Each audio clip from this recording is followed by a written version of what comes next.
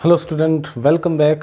फिर से स्वागत है आपका। और हमारा जो टॉपिक चल रहा था एएसओ की तैयारी के लिए, बाइनोमियल डिस्ट्रीब्यूशन, ठीक है, द्विपद जो बंटन है उसी की बात करते हैं और उसमें से कुछ कांस्टेंट वगैरह हैं उसको डिफाइन करेंगे, उनके रिलेटेड समझते हैं। सबसे पहले हमने बाइनोमियल डिस्ट्रीब्यूशन पढ़ा कि इस फॉर्म में जो भी होगा p + q पावर n, जहाँ p क्या है, सक्सेस की प्रोबेबिलिटी है, राइट, और f q जो है वो फेलियर हो जाएगा, यानी q लिखूँ तो ये क्या हो जाएगा 1 - p, यानी फेलियर बन जाता है। इस डिस्ट्रीब्यूशन को हमने पढ़ा और जैसे जैसे n को बढ़ाते जाते हैं, ठीक है, स्मॉल लिख सकते हैं आप, कैपिटल N भी लिख सकते हैं, जैसे जैसे n को बढ़ाएंगे ये क्या बन जाएगा, नॉर्मल डिस्ट्रीब्यूशन बन जाता है। अब इससे रिलेटेड कुछ टर्म पढ़ते हैं। सबसे पहले तो हम डिस्कस कर चुके हैं वैसे तो एक्सपेक्टेशन ऑफ x, ठीक है, इसकी बात करते हैं, यानी कोई रैंडम वेरिएबल है x, उसकी एक्सपेक्टेशन कैसे निकालते हैं, प्रत्याशा जिसको बोलते हैं, उसको निकालते हैं। और उसको निकालने के लिए सबसे पहले मैं एक एग्जांपल ले लेता हूँ। हमने मान लो हमने क्या किया, एक कॉइन इज टॉस्ड 3 टाइम्स, ठीक है, इसी का एग्जांपल ले लेते हैं, इजी सा है। तो इसका मतलब x की वैल्यू क्या हो सकती है, x की वैल्यू 0 आ सकती है, ठीक है। कब? जब मैं x को कह दूं कि क्या है, टेल अपीयर्स, टेल आ जाता है, तब हम बात करेंगे। तो x क्या हो गया, रैंडम वेरिएबल हो गया, क्या जो क्या देता है, टेल्स, आने की प्रोबेबिलिटी को जानना चाहते हैं। तो टेल क्या हो सकता है, 0 हो सकता है, 1 हो सकता है, 2 हो सकता है, ये 3 केस बन सकते हैं, और 3 टाइम्स है तो 3 भी हो सकता है। तो x की वैल्यू क्या हो सकती है, x की वैल्यू 0 1 2 3।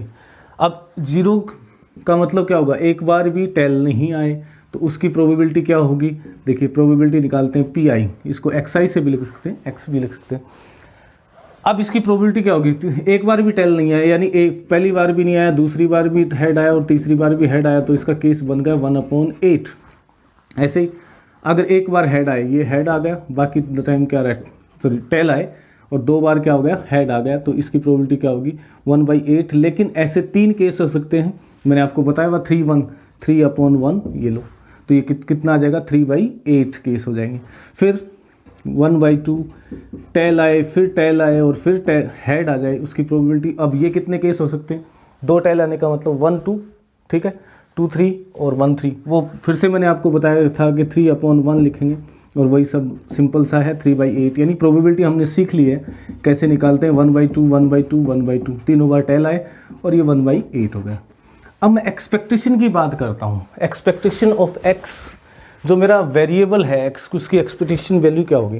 तो इसके लिए क्या करते हैं हम, ये एक्चुअल में मीन ही है, एक तरह से मीन ही बोल सकते हो आप, कि एक्सपेक्टेशन ऑफ x, जिसको ex से लिखते हैं, ये एक्चुअल में मीन है, जो आपने सैंपल लिया, म्यू बोल सकते हैं या x बार भी लिख सकते हैं।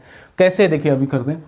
तो देखिए हम क्या करेंगे, PIXI निकालते हैं, ठीक है, इसका भार क्या है, देखिए 0 का भार 1/8 है, यानी भारित माध्य एक तरह का ही प्रोबेबिलिटी के साथ है, तो प्रोबेबिलिटी वाला माध्य हो जाएगा, तो यानी इसका भार ही होगा, तो 1/8, ये तो 0 हो जाएगा, ये 3/8 हो जाएगा, इससे इंटू करेंगे तो 2 से इसको करेंगे तो 6/8 हो जाएगा, और ये इससे करेंगे तो 3/8 आ जाना है।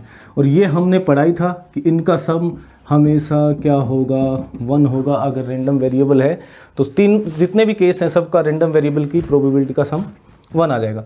अब इसको देखिए, इसका सम निकालते हैं, इसका सम क्या हो जाएगा, 8 एलसीएम आ गया, 3 6 and 6 12/8, यानी 3/2 हो गया, ठीक है।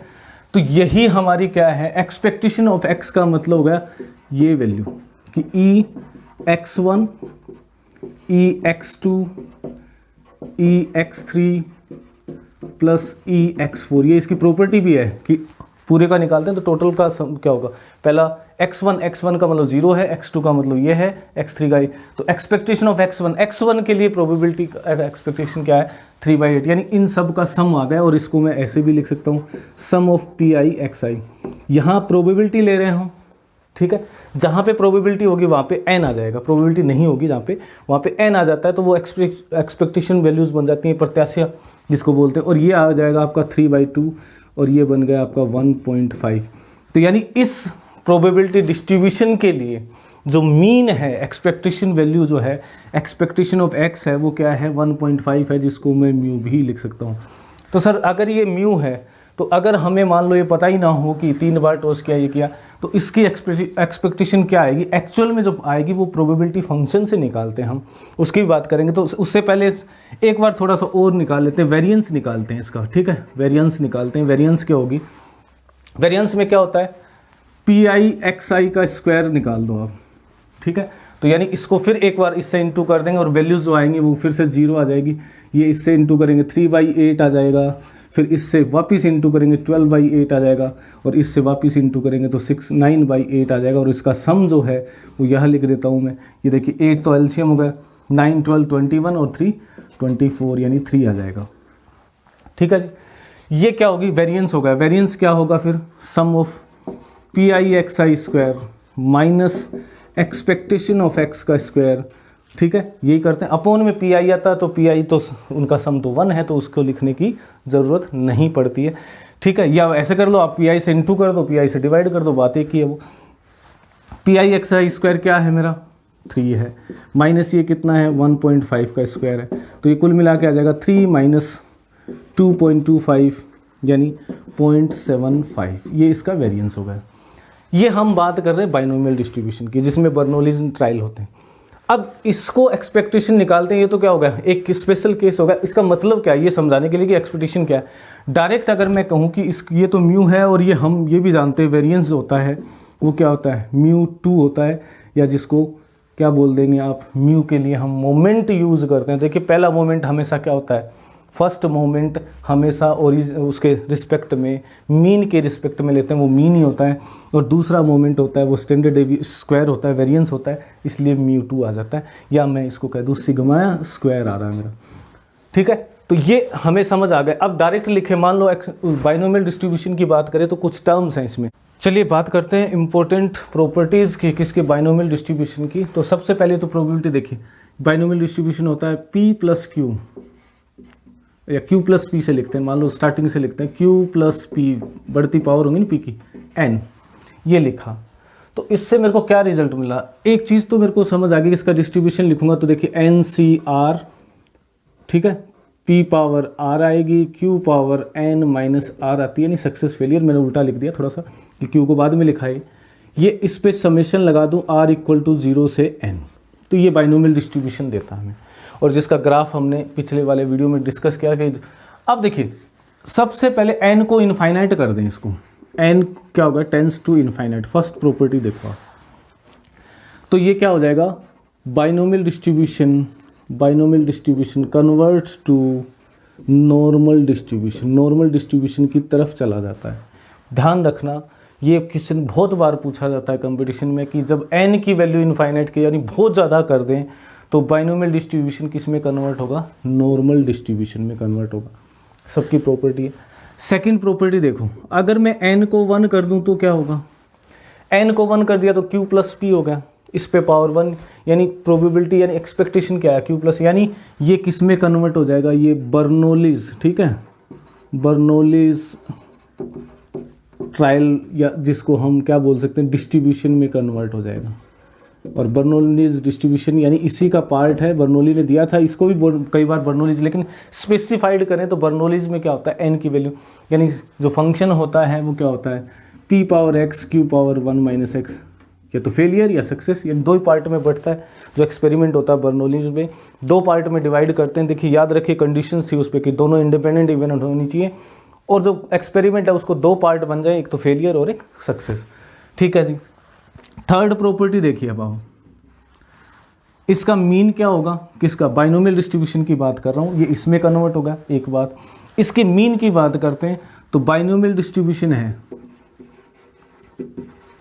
ठीक है, डिस्ट्रीब्यूशन, इसका मीन यानी x बार लिख सकते हो, या इसको मैं एक्सपेक्टेशन ऑफ x भी लिख सकता हूँ, और इसको मैं μ1 भी लिख सकता हूँ, क्योंकि फर्स्ट मोमेंट क्या होता है, मीन ही होता है, ठीक है, मीन का डिफरेंस होता है। चलिए इसको लिख लेते हैं पहले। तो इसकी वैल्यू क्या आएगी, एक्सपेक्टेशन n × p, n क्या है, नंबर ऑफ ट्रायल्स, और नंबर ऑफ क्या है, जो सैम्पल पॉइंट हैं, यूनिट्स हैं जिनको हमने यूज़ किया है, p क्या है, सक्सेस की प्रोबेबिलिटी। दूसरा ये तो गया मीन, इसके साथ वेरिएंस अभी थोड़ी देर पहले हमने कैलकुलेट करके भी बताया, NPQ होता है, इसका वेरिएंस NPQ होगा, राइट। वेरिएंस लिख देता हूँ मैं, यानी इसमें क्यू और आ जाता है। फिर इसको मैं कह दूँ कि ये मीन है यानी फर्स्ट मोमेंट है, कोई बात नहीं है, कोई दिक्कत नहीं है ओरिजिन के रिस्पेक्ट में। इसको कह दूँ कि मैं सेकंड मोमेंट है, कोई बात नहीं है, बिल्कुल ठीक है। तो थर्ड मोमेंट क्या होगा इसका, थर्ड मोमेंट μ3 वो होता है N P Q into Q minus P, ये इसका थर्ड मोमेंट होता है। ठीक है, थर्ड मोमेंट क्या होगा, एन पी क्यू ये जो है इंटू क्यू माइनस पी। इसको कैलकुलेट करने के लिए वो थोड़ा सा फिर वो इंटीग्रेशन और वो समेशन वगैरह का थोड़ा आ जाएगा कंसेप्ट, तो डायरेक्ट थोड़ा सा याद करने की कोशिश करो, N P Q Q minus P. और μ4 क्या होगा, N P Q bracket 1 plus 3 P N minus 2, और यहाँ पे 3 पी क्यू आएगा, 3 times of P Q N minus 2, ये इसका फोर्थ मोमेंट होता है। फर्स्ट मोमेंट यानी मीन के बराबर ही हो गया, सेकेंड मोमेंट यानी वेरिएंस हो गया, थर्ड मोमेंट यानी μ3 यानी sigma D cube upon N, वो हम पढ़ चुके हैं। ठीक है, और ये μ4 हो गया। अब इन्हीं से हम और कुछ निकाल सकते हैं। देखिए β1 की वैल्यू 1 minus 2p square upon N P Q होगा। ठीक है, वैल्यूज़ है थोड़ी सी याद करनी पड़ती हैं। और अगर मैं इसको γ1 कहूँ तो अंडर रूट β1 आता है और ये आ जाता है 1 minus 2p upon under root से स्क्वायर हट जाएगा और इस पर अंडर रूट आ जाएगा एन पी क्यू। उसके बाद नेक्स्ट पे चलते हैं, β2 equal to 3 plus 1 minus 6p Q upon, और β2 की value 3 plus 1 minus 6p Q upon N P Q. और अच्छा ये अगर β2 है तो ये क्या होगा, हमारे पास γ2 है वो क्या हो जाएगा 1 minus 6p Q upon N P Q, ये वैल्यू आ जाएगी। तो ये कुछ कॉन्स्टेंट है रिलेटेड टू बाइनोमियल डिस्ट्रीब्यूशन। तो चलिए ये सारे कॉन्स्टेंट हो गए। एक चीज़ और मैं आपसे डिस्कस करना चाहूँगा, वो क्या है, देखिए सबसे पहले हम बात करते हैं प्रोबेबिलिटी। ठीक है, मास फंक्शन, एक टर्म ये होता है प्रोबेबिलिटी मास फंक्शन, और एक टर्म होता है प्रोबेबिलिटी डेंसिटी फंक्शन, और एक होता है generating that moment generating function. Right, इनकी और बात करते हैं बाइनोमियल डिस्ट्रीब्यूशन के लिए। सबसे पहले बात करते हैं प्रोबेबिलिटी मास फंक्शन की। ये क्या है, देखिए आपने अभी देखा कि डिस्ट्रीब्यूशन जो होता है वो होता है N C R P power R Q power N minus R, ये डिस्ट्रीब्यूशन है, बाइनोमियल डिस्ट्रीब्यूशन है। ठीक है, तो अगर मैं r की जगह x ले लेता हूँ, वेरिएबल x हो गया मेरा, तो ये एक फंक्शन है जो क्या बताएगा, किसी भी टर्म की प्रोबेबिलिटी बताता है। इसको fx बोलते हैं, प्रोबेबिलिटी मास फंक्शन। ये कब निकाला जाता है, डिस्क्रीट के लिए निकाला जाता है। ठीक है, डिस्क्रीट वेरिएबल के लिए, अगर मतलब क्या होगा, खंडित जो है जिसमें 1 2 3 एग्जैक्ट वैल्यूज आती है, इसी से बनता है हमारा दूसरा टर्म है mass, sorry moment, not mass, moment generating. ये पूछ लेते हैं कई बार टर्म, जनरेटिंग फंक्शन। अब ये मास जनरेटिंग फंक्शन क्या है, देखिए अगर हम बाइनोमियल डिस्ट्रीब्यूशन की बात करें तो बाइनोमियल डिस्ट्रीब्यूशन का जो मास है, जो मोमेंट जनरेटिंग फंक्शन है, वो होता है p plus Q E power t power n। ठीक है, इसका समीशन या एक्सपेक्टेशन बोल सकते हो, ये इसका मोमेंट जनरेटिंग फंक्शन है। राइट, नेक्स्ट एक होता है कैरेक्टरिस्टिक फंक्शन।